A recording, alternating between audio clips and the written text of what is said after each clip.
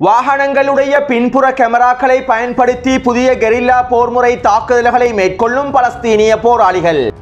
கைகூலி அப்பாஸின் PA படைகள் மேற்கொள்ளும் தாக்குதல்களும் படுகொலைகளும். அமெரிக்காவின் ட்ரோன்களை சுட்டு வீழ்த்தும் யெமன் ஹவுதி இராணுவத்தினரும் என்ன செய்வதென்று தெரியாமல் செங்கடல் பிரதேசத்திலே சிக்கி தவிக்கும் அமெரிக்காவின் போர்க்கப்பல்களும். தயாராகவும் வலிமையாகவும் இருக்கும் ஹிஸ்புல்லா இராணுவத்தினர்.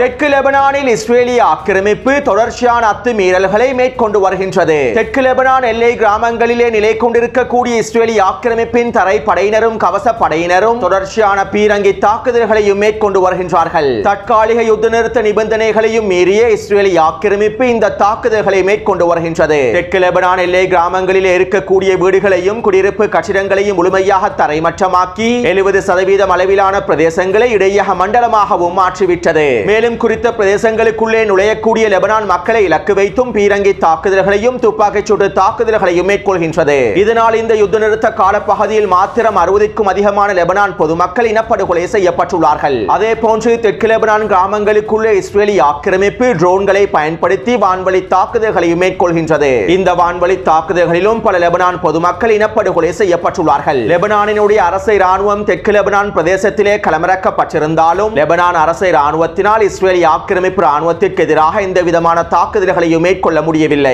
இஸ்ரேலிய ஆக்கிரமிப்புடைய தாக்குதல்களை லெபனான் அரசு ராணுவத்தினால் தடுத்து நிறுத்தவும் முடியவில்லை. லெபனான் அரசு ராணுவத்தினுடைய தலைமை அதிகாரி ஜோசப் பவுன் இஸ்ரேலிய ஆக்கிரமிப்புக்கு எதிராக தாக்குதல்களை மேற்கொள்ள கூடாது என்றும் கட்டளையிட்டுள்ளார். அதே நேரம் ஐநாவின் அமைதி படைகளினாலும் தெற்கு லெபனான் கிராமங்களுக்குள்ளே எதுவுமே சாதிக்க முடியவில்லை. சுருக்கமாக குறிப்பிடுவதாக இருந்தால் அமெரிக்காவினதும் இஸ்ரேலிய ஆக்கிரமிப்பினதும் அழுத்தத்தின் காரணமாக தெற்கு லெபனான் எல்லை கிராமங்களில் இருக்கக்கூடிய லெபனானினுடைய அரசை ராணுவத்தினரும் ஐநாவின் அமைதி படைகளும் வாய்மூடி மௌனமாக இருக்கின்றன.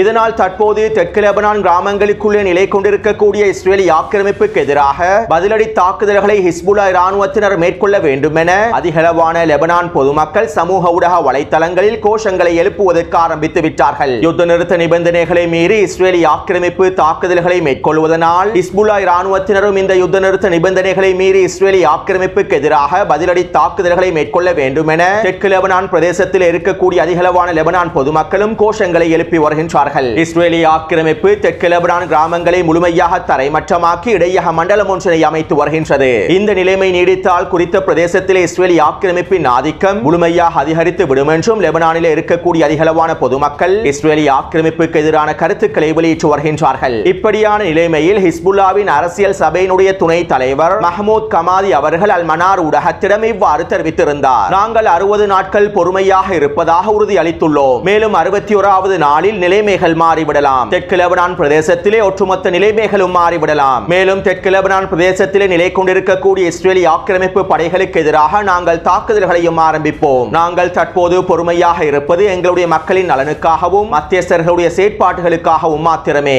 இதனை வாய்ப்பாக பயன்படுத்தி இஸ்ரேலிய ஆக்கிரமிப்பு அதனுடைய அட்டூழியங்களை மேற்கொள்கின்றது. சர்வதேச சட்டங்களையும் யுத்த நிறுத்த நிபந்தனைகளையும் மீறி இஸ்ரேலிய ஆக்கிரமிப்பு செயற்படுகின்றது. எங்களுடைய மக்களின் நலனுக்காகவே நாங்கள் பொறுமையாகவும் மௌனமாகவும் இருக்கின்றோம். அதே நேரம் எங்களுக்கு சிவப்பு கோடுகளும் இருக்கின்றன. அதே போன்று லெபனான் எதிர்ப்பானது முழுமையாக தயாராகவே இருக்கின்றது. தற்போதைய சூழ்நிலையில் அடுத்த கட்ட தயாரிப்புகளையும் வெற்றிகரமாக மேற்கொண்டு வருகின்றது. எனவே ஆக்கிரமிப்பாளர்கள் எங்களை குறைத்து மதிப்பிடக் கூடாது என ஹிஸ்புல்லாவின் அரசியல் சபையினுடைய துணை தலைவர் அல் மனார் ஊடகத்திடம் தெரிவித்துள்ளார். எனவே ஹிஸ்புல்லா இராணுவத்தினர் அடுத்த கட்ட போருக்கு தயாராகவே இருக்கின்றார்கள். லெபனான் மக்களுடைய நலனுக்காகவும் லெபனான் அரசியல் களத்திலே மேற்கொள்ளப்பட்டு வரக்கூடிய சூழ்ச்சி திட்டங்களை வீழ்த்துவதற்காகவுமே ஹிஸ்புல்லா இராணுவத்தினர் பொறுமையாக இருக்கின்றார்கள். வருகின்ற ஜனவரி 9ஆம் தேதி ஹிஸ்புல்லா இராணுவத்திற்கு ஆதரவான ஜனாதிபதி ஒருவர் தெரிவு செய்யப்படுவாராக இருந்தால் அதற்கு பிறகு ஹிஸ்புல்லா இராணுவத்தினரினால் அடுத்த கட்ட விரிவான முடிவுகளை எடுப்பதற்கு இலகுவாக மாறிவிடும். அமெரிக்காவினதும் இஸ்ரேலிய ஆக்கிரமிப்பினதும் மேற்குலக நாடுகளினதும் அரசியல் சூழ்ச்சிகள் லெபனான் அரசியல் களத்திலே தோற்கடிக்கப்படுமாக இருந்தால் அது ஹிஸ்புல்லா இராணுவத்திற்கு மிகப்பெரிய வலுவான உந்து சக்தியையும் கொண்டு வந்து சேர்க்கும். அடுத்து யெமன் ஹவுதி இராணுவத்தினர் பலஸ்தீனிய மக்கள் மக்களுக்கு ஆதரவாகவும் பலஸ்தீனிய போர்முனைக்கு ஆதரவாகவும் தொடர்ச்சியான தாக்குதல்களை மேற்கொண்டு வருகின்றார்கள். மேலும் அமெரிக்காவும் யெமனுக்கு எதிராக வான்வழி தாக்குதல்களை மேற்கொண்டு வருகின்றது. இஸ்ரேலிய ஆக்கிரமிப்பும் யெமனுக்கு எதிராக வான்வழி தாக்குதல்களை மேற்கொண்டு வருகின்றது. இருப்பினும் யெமன் ஹவுதி ராணுவத்தினர் அவர்களுடைய தாக்குதல்களை நிறுத்தவில்லை. தற்போது யெமன் ஹவுதி ராணுவத்தினர் மும்முனையிலே தாக்குதல்களை மேற்கொண்டு வருகின்றார்கள். ஒருபுறம் இஸ்ரேலிய ஆக்கிரமிப்பு பிரதேசங்களை இலக்கு வைத்து ஏவுகணை தாக்குதல்களையும் ட்ரோன் தாக்குதல்களையும் மேற்கொள்கின்றார்கள். இன்னும் ஒரு புறம் செங்கடல் பிரதேசத்திலும் அரேபிய கடல் பிரதேசத்திலும் ஏடன் வளைகுடா பிரதேசத்திலும் அமெரிக்க போர்க்கப்பல்களுக்கு எதிராகவும் சரக்கு கப்பல்களுக்கு எதிராகவும் தாக்குதல்களையும் முற்றுகைகளையும் தொடர்கின்றார்கள். அதே போன்று யெமனுக்குள்ளே தரைவழி தாக்குதல்களில் ஐக்கிய அரபு அமீரகத்தினுடைய கூட்டுப்படைகளுக்கு எதிராகவும் சவுதி அரேபியாவின் கூட்டுப்படைகளுக்கு எதிராகவும் எஸ்டிசி படைகளுக்கு எதிராகவும் தரைவழி தாக்குதல்களையும் தொடர்கின்றார்கள். இவ்வாறு மும்முனையினூடாகவும் தாக்குதல்களை மேற்கொண்டு யெமன் ஹவுதி ராணுவத்தினர் பலஸ்தீனிய மக்களுக்கான முழுமையான ஆதரவை வழங்கி வருகின்றார்கள். அத்தோடு செங்கடல் பிரதேசத்திற்குள்ளே அமெரிக்காவின் போர்க்கப்பல்கள் நுழையுமாக இருந்தால் அதனை நாங்கள் போராக கருதி செங்கடல் பிரதேசத்திலே அமெரிக்காவின் போர்க்கப்பல்களுக்கு எதிராக உச்ச பதிலடி தாக்குதல்களை மேற்கொள்வோம் என யெமனினுடைய தலைமைகள் தெரிவித்திருந்தார்கள். இப்படியான நிலைமையிலேயே அமெரிக்காவின் போர்க்கப்பலான USS ட்ரூமேன் என்கின்ற போர்க்கப்பல்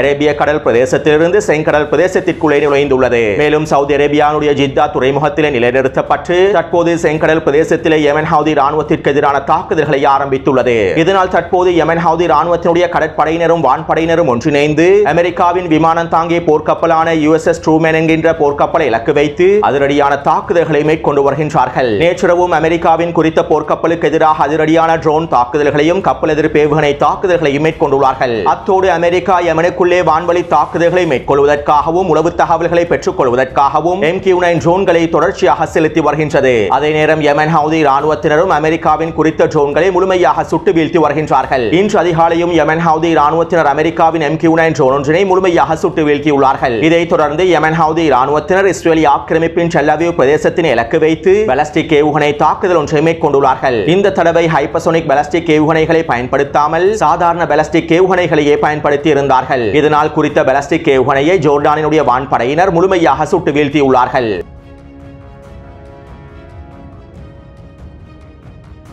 அப்பாஸின் PA படைகளுடைய ஊடக பேச்சாளர் அன்வர் ரஜப் அல் ஜசீரா ஊடகத்திடம் இவ்வாறு தெரிவித்துள்ளார். நாங்கள் இஸ்ரேலுடன் மோதுவதை தவிர்ப்பதற்கே விரும்புகின்றோம். இஸ்ரேலிய ராணுவத்திற்கு எதிரான தாக்குதல்களை மேற்கொள்வதற்கு நாங்கள் விரும்பவில்லை. எங்களுடைய முழுமையான நோக்கம் இஸ்ரேலிய ராணுவத்திற்கு எதிரான மோதலை தவிர்ப்பதுதான். ஏனென்றால் அவர்களை எதிர்ப்பதற்கான சக்தி எங்களிடம் இல்லை. இதனால் நாங்கள் இஸ்ரேலிய ராணுவத்திற்கு முழுமையான ஆதரவினை வழங்குவோம் என கைகூலி அப்பாஸினுடைய PA படைகளின் ஊடக பேச்சாளர் அல் ஜசீரா ஊடகத்திடம் தெரிவித்துள்ளார். காசாவிலே இஸ்ரேலிய ஆக்கிரமிப்பு இனப்படுகொலை தாக்குதல்களை மேற்கொண்டு வரக்கூடிய இந்த சூழ்நிலையில் வெஸ்ட் பேங்க் பிரதேசத்திலே இஸ்ரேலிய ஆக்கிரமிப்பு ராணுவம் தொடர்ச்சியான தாக்குதல்களையும் கைதுகளையும் மேற்கொண்டு வரக்கூடிய இந்த சூழ்நிலையில் கைகூலி அப்பாஸினுடைய PA படைகளின் ஊடக பேச்சாளர் இவ்வாறு தெரிவித்திருப்பது ஒரு அவமானமான விடயமாகவே பார்க்கப்படுகின்றது. மேலும் இஸ்ரேலிய ஆக்கிரமிப்பு ராணுவத்தினை எதிர்கொள்வதற்கு சக்தி இல்லை என்றால் அப்பாஸின் PA படைகள் முழுமையாக ஒதுங்கிவிட வேண்டும். இஸ்ரேலிய ஆக்கிரமிப்பு ராணுவத்திற்கு உதவி செய்யாமல் பலஸ்தீனிய போராளிகளுக்கு எதிரான தாக்குதல்களை மேற்கொள்ளாமல் அப்பாஸினுடைய PA படைகள் முழுமையாக ஒதுங்கிவிட வேண்டும். இஸ்ரேலிய ராணுவத்தினை எதிர்ப்பதற்கு சக்தி இல்லாதவர்கள் இஸ்ரேலிய ஆக்கிரமிப்பு ராணுவத்திற்கான ஒத்துழைப்பை வழங்கக்கூடாது.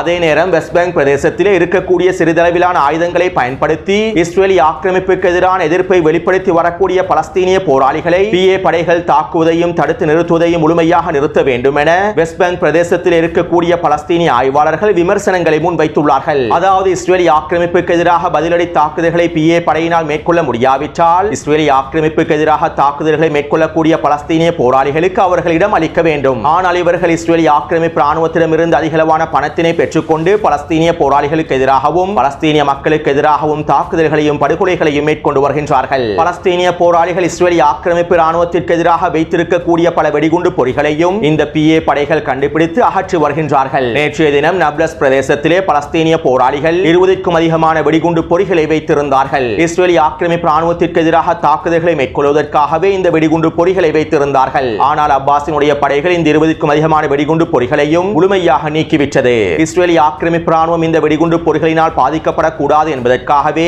இந்த வெடிகுண்டு பொறிகளை அப்பாஸினுடைய PA படைகள் முழுமையாக அகற்றியுள்ளார்கள். இதைத் தொடர்ந்து பலஸ்தீனிய போராளிகள் நப்லஸ் பிரதேசத்திலே PA படைகளுக்கு எதிரான தாக்குதல்களை மேற்கொண்டுள்ளார்கள். இந்த துப்பாக்கிச் சூட்டு தாக்குதல்களில் 2 PA படை சிப்பாய்கள் படுகாயமடைந்திருப்பதாகவும் தெரிவிக்கப்படுகின்றது. அதே போன்று ஜெனின் பிரதேசத்திலும் பலஸ்தீனிய போராளிகளுக்கும் PA படைகளுக்கும் இடையிலே உச்ச உச்ச மோதல்கள் இடம்பெற்று வருகின்றன. இஸ்ரேலிய ஆக்கிரமிப்பு ராணுவம் ஜெனின் பிரதேசத்திற்குள்ளே களமிறக்கப்பட்டிருக்கக்கூடிய PA படைகளுக்கு தேவையான எல்லாவிதமான நவீன ஆயுதங்களையும் வழங்கி வருகின்றது. மேலும் அவர்களுடைய சம்பளத்தையும் 2 மடங்கினால் அதிகரித்துள்ளது. இதனால் பலஸ்தீனிய போராளிகளை முழுமையாக முடக்குவதற்காக ஜெனின் பிரதேசத்திலே PA படைகள் வீரியமாக செயற்பட்டு வருகின்றன. அதே நேரம் பலஸ்தீனிய போராளிகளும் பல வெடிகுண்டு தாக்குதல்களை PA படைகளுக்கு எதிராக மேற்கொண்டுள்ளார்கள். கடந்த 48 மணித்தியாலங்களுக்குள் பலஸ்தீனிய போராளிகள் மேற்கொண்ட தாக்குதல்களில் 10க்கும் அதிகமான PA படைகள் கொல்லப்பட்டும் படுகாயமடைந்திருப்பதாகவும் தெரிவிக்கப்படுகின்றது. அத்தோடு கைகூலி அப்பாஸினுடைய இந்த PA படைகள் வெஸ்ட் பேங்க் பிரதேசத்தில் இருக்கக்கூடிய பலஸ்தீனிய போராளிகளுக்கு ஆதரவான ஊடகவியலாளர்களையும் இலக்கு வைத்து தாக்குதல்களை ஆரம்பித்துள்ளது. ஜெனின் பிரதேசத்தில் இருக்கக்கூடிய மிக முக்கியமான ஊடகவியலாளரான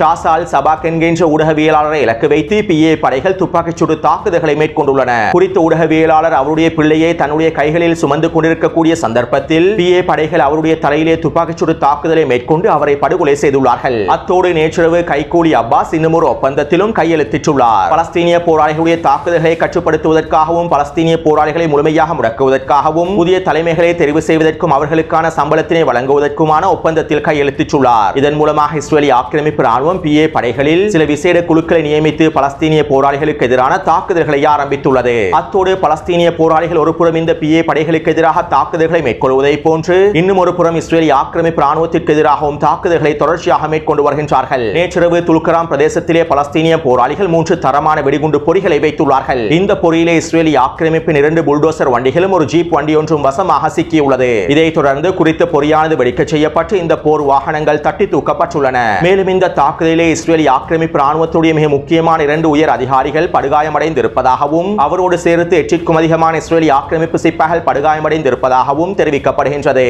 பெரும்பாலும் இவர்களில் 4 பேராவது அளிக்கப்பட்டிருக்கலாம் என பலஸ்தீனிய ஊடகங்கள் தெரிவிக்கின்றன.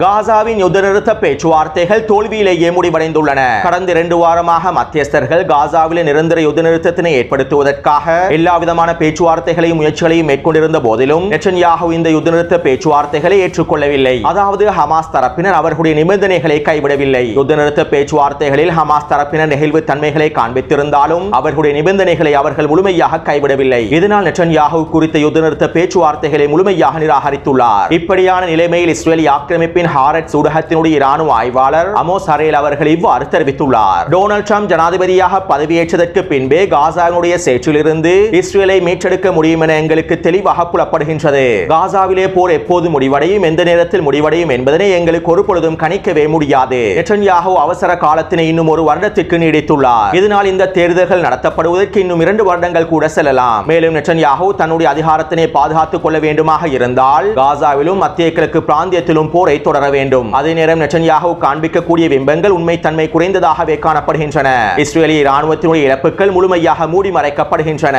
உண்மையிலேயே காசாவின் சேற்றுக்குள்ளே இஸ்ரேலிய இராணுவம் முழுமையாக சிக்கிக் கொண்டுள்ளது. இது இஸ்ரேலிய இராணுவ தளபதிகளுக்கும் நன்றாகவே தெரியும். எனவே டொனால்ட் ட்ரம்ப் ஜனாதிபதியாக பதவியேற்று அதிரடியான முடிவுகளை எடுப்பதன் மூலமாகவே காசாவின் சேற்றிலிருந்து இஸ்ரேலை பாதுகாக்க முடியும் என இராணுவ ஆய்வாளர் அமோஸ் அரேல் அவர்கள் தெரிவித்துள்ளார். அடுத்து காசாவின் யுத்தகலத்திலே பலஸ்தீனிய போராளிகள் புதிய போர் தந்திரங்களை பயன்படுத்தி வீரியமான தாக்குதல்களை மேற்கொண்டு வருகின்றார்கள். அதிலும் குறிப்பாக வடக்கு காசாவிலே இஸ்ரேலிய ஆக்கிரமிப்பு ராணுவம் அதனுடைய இலக்குகளை அடைந்து கொள்ளாமல் இருப்பதற்காக வடக்கு காசாவில் இருக்கக்கூடிய பலஸ்தீனிய போராளிகள் வீரியமான தாக்குதல்களை மேற்கொண்டு வருகின்றார்கள். மேலும் பலஸ்தீனிய போராளிகளின் இந்த தாக்குதல்கள் தொடர்பாக மாரிவ் ஊடகத்தினுடைய இராணுவ ஆய்வாளர் அவிவ் அஷ்கனாசி இவ்வாறு தெரிவித்துள்ளார். காசாவிலே ஹமாஸ் பயன்படுத்தக்கூடிய போர் தந்திரங்கள் இஸ்ரேலிய ராணுவத்திற்கு மிகப்பெரிய சவாலாக மாறியுள்ளன.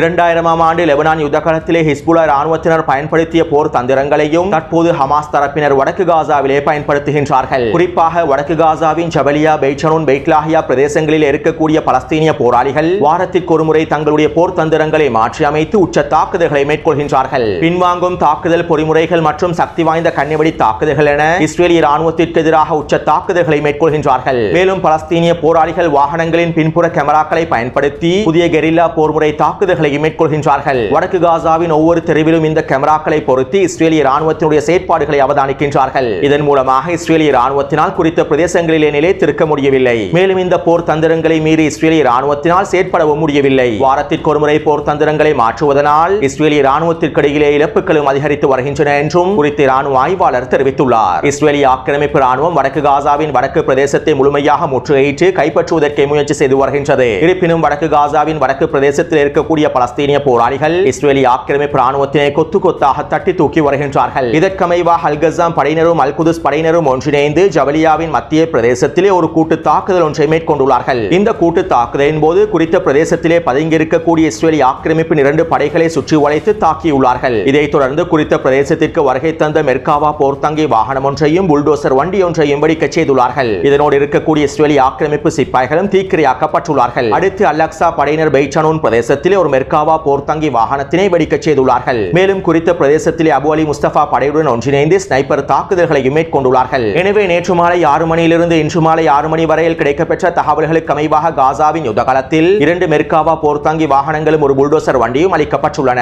15க்கும் அதிகமான இஸ்ரேலிய ஆக்கிரமிப்பு சிப்பாய்கள் கொல்லப்பட்டும் படுகாயங்களுக்கும் உள்ளாக்கப்பட்டுள்ளார்கள். எனவே இந்த காணொளி தொடர்பான கருத்துக்களை பதிவிடுங்கள். தொடர்ந்து என்னுடன் இணைந்திருங்கள். நன்றி, வணக்கம்.